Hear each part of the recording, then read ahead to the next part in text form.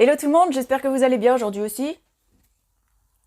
Aujourd'hui c'est les corrections du dimanche et comme chaque dimanche on va chez quelqu'un. Aujourd'hui on va chez Evelyn.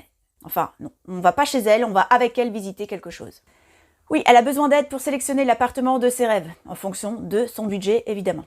Accompagnée, on va avoir besoin de tous ses critères, de sa situation et le plan des 2 appartements qu'elle convoite. Vous venez avec nous? Allez go!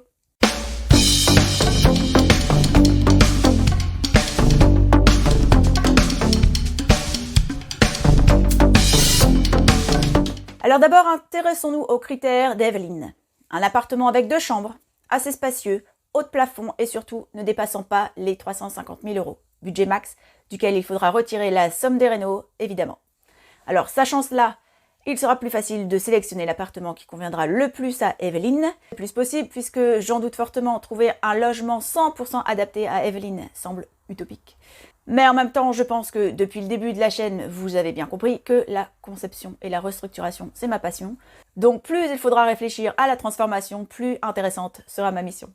Allez, c'est parti, on va visiter le premier appartement. Enfin, on regarde le plan. Donc on a un premier étage dans un immeuble élégant, ancien. Un immeuble en bout de rue, en arc de cercle. Il est à 310 000 €. Certains murs sont à déposer, enfin idéalement, mais est-ce vraiment possible? Après, dirigeons-nous vers le deuxième appartement. Un rez-de-chaussée, donc a priori moins intéressant, mais attendons. Un appartement des années 60, mais moins cher, 250 000 €, donc avec une possibilité d'aménagement plus importante. Comme on est au rez-de-chaussée, une question me vient en tête. N'y a-t-il pas une cave en dessous? Vous me voyez venir? L'agent immobilier nous indique qu'en effet, une petite cave se situe sous l'appartement. Parfait! M'en vient donc l'idée du souplex. Bon, il est temps de faire un point. Les avantages du premier appartement: étage plus élevé que le deuxième, immeuble plus élégant. Les inconvénients maintenant, plus cher, mur à déposer, mais aurons-nous l'accord du syndic dans les temps? Parce que oui, on n'achète pas avant d'être certain que nos projets seront réalisables. Or là, vous aurez bien compris que si on achète et que finalement, non, on nous dit que le syndic préfère ne pas casser rien du tout, bon, vous avez compris qu'on aura fait un achat perte de temps. L'appartement tel qu'il est ne permet pas de satisfaire Evelyn aujourd'hui. La configuration n'est vraiment pas ce qui lui convient. On passe au deuxième appartement. Les inconvénients, on commence par ça. C'est un rez-de-chaussée. L'immeuble est moins agréable esthétiquement, du moins à l'extérieur. Et les avantages: simple cloison, donc pas besoin de l'accord du syndic. C'est pas porteur, donc on s'en fiche. Lumière traversante car petite cour arrière. Et surtout accès à cette petite cour. Donc espace extérieur supplémentaire, et ça c'est pas négligeable. Appartement moins cher, et surtout une cave en dessous. Ça nous permettra d'ajouter de la surface habitable. Pas besoin de rembobiner, je pense que tout le monde aura compris. Je vais suggérer fortement à Evelyn l'appartement numéro 2. Du coup, je vous montre l'agencement et la réorganisation que je propose à Evelyn et son fils.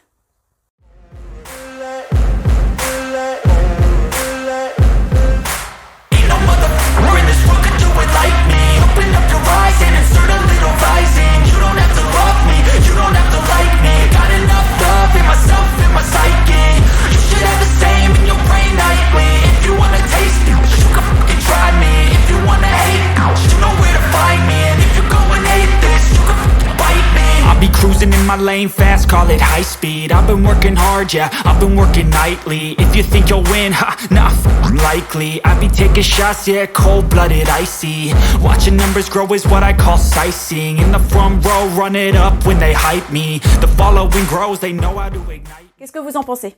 Dites-moi dans les commentaires, c'est toujours intéressant de connaître vos avis. Donc on a 2 chambres, dont l'une dans l'étage inférieur. Pour que la chambre inférieure soit respirable et vivable, on a créé un morceau de plafond, ou de sol si on se place dans le nouveau salon, en verre, donc transparent. Donc pour la luminosité, on est bon.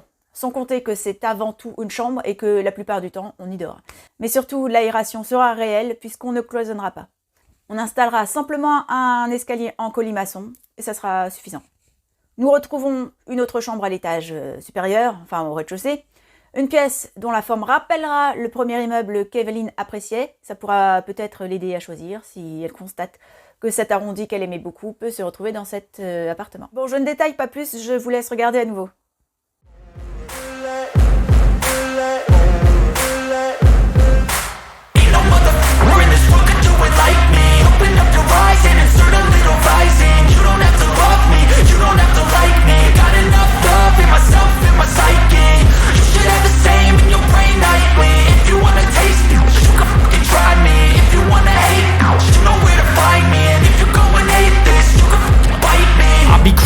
lane fast, call it high speed. I've been working hard, yeah, I've been working nightly. If you think you'll win, ha, not likely. I be taking shots, yeah, cold-blooded, icy. Watching numbers grow is what I call sightseeing. In the front row, run it up when they hype me. The following grows, they know how to ignite me. Voilà, c'est fini pour aujourd'hui. J'espère que Evelyne aura pu faire son choix plus facilement.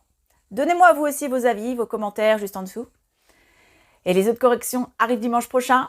En attendant, pensez toujours aux pouces en l'air. Je les adore, les pouces en l'air. À la cloche pour recevoir les notifications des nouvelles vidéos. Pensez à vous abonner, à partager. Merci d'avance. Et puis comme d'habitude, envoyez-moi vos questions qui seront le sujet des prochaines vidéos. L'adresse mail est toujours dans la barre de description juste en bas. Sur ce, je vous souhaite une bonne journée, une bonne soirée, une bonne nuit et je vous dis à très vite. Ciao!